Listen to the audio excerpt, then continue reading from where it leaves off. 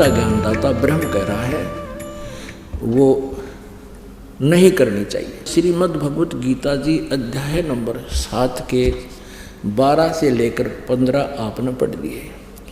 अब 7वें अध्याय के 16, 17, 18 3 श्लोकों में गीता ज्ञानदाता अपने साधकों की जानकारी देता है। उसके बाद 19 में अन्य जानकारी है, अभी आपके समक्ष बताएंगे। और फिर 20, 21, 22 और 23 में गीता ज्ञानदाता फिर उन्हीं तीनों गुणों रजगुण ब्रह्मा, सतगुण विष्णु, तमगुण शिव जी, यानी इन तीनों देवताओं की साधना को गलत बता रहे हैं। अब देखिएगा, श्रीमद् भगवत गीता, गीता प्रेस गोरखपुर से प्रकाशित है और जयदयाल गोविंद का इसके अनुवादक है। ये 7वां अध्याय और श्लोक नंबर 20। उन भोगों की कामना द्वारा जिनका ज्ञान हरा जा चुका है, यानी तीनों देवताओं से जो लाभ मिलना है उसके कारण अपने स्वभाव से प्रेरित होकर उस नियम को धारण करके अन्य देवताओं को भजते हैं, पूजते हैं।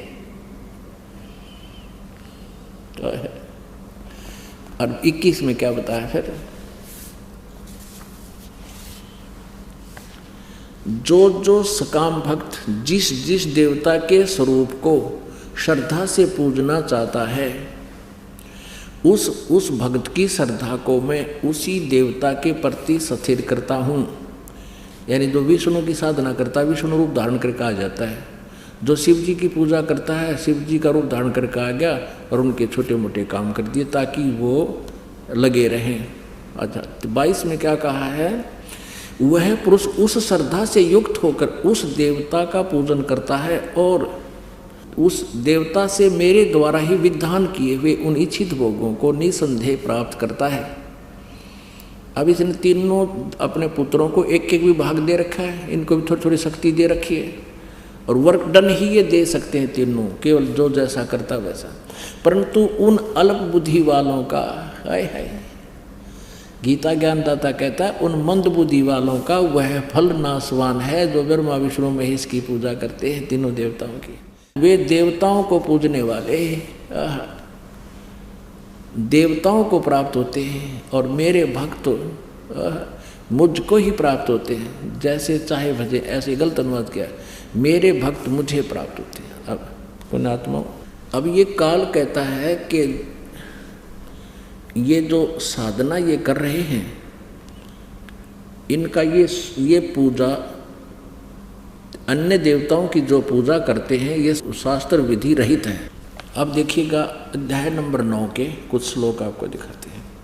अध्याय नंबर 9 का और श्लोक नंबर 23 में कहा है, हे अर्जुन, यद्यपि श्रद्धा से युक्त जो सकाम भक्त दूसरे देवताओं को पूजते हैं वे भी मुझको ही पूजते हैं, क्योंकि कोई भी जैसी साधना कोई कर रहा है वो भगवान के लिए ही कर रहा है।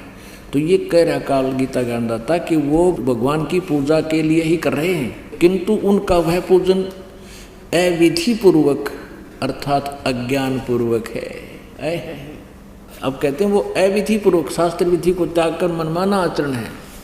अब पुण्यात्माओं, इस पवित्र सदग्रंथ को समझने के लिए हमने थोड़ा सा विशेष ध्यान देना पड़ेगा।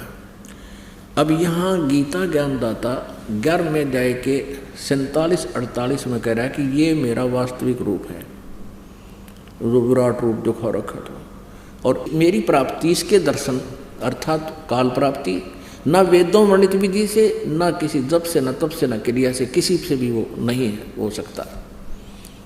तो इससे क्या सिद्ध हुआ कि गीता जी यानी वेदों में वर्णित विधि ओम नाम है।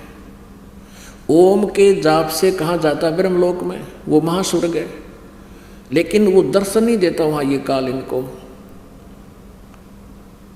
वो सिर्फ इसीलिए इसको निराकार माना जाता है। ये खुद कहता मैं वहाँ अव्यक्त हूँ, मैं अपनी योग माया से छुपा हुआ हूँ 7वें अध्याय के 24-25 में।